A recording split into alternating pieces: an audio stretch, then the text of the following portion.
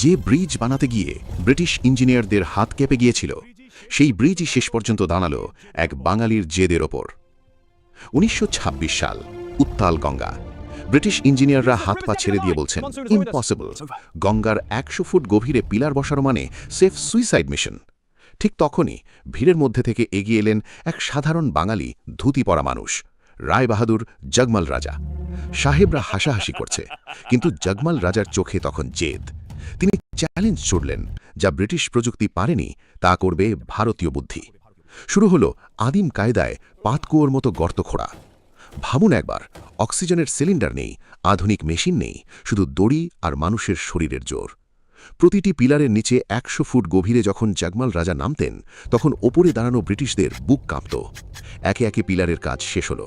ব্রিটিশরা হার মানতে বাধ্য হলো। তারা এতটাই কুর্নিশ জানালো যে ব্রিজের ওপর দিয়ে চলা প্রথম ট্রেনটার নামই রাখা হলো জগমাল রাজা এক্সপ্রেস। ব্রিটিশদের রাজত্বে একজন ভারতীয়র নামে আস্ত একটা ট্রেন, ভাবা যায়? ১৯৩২ সাল, ব্রিজ তৈরির খরচ দাঁড়ালো ১,১৪,০০,০০০ টাকা, আজকের হিসেবে যা কয়েক হাজার কোটি। ব্রিটিশ ভাইসরয় লর্ড ওয়েলিংটন ঘটা করে নিজের নামে ব্রিজের নাম রাখলেন ওয়েলিংটন ব্রিজ।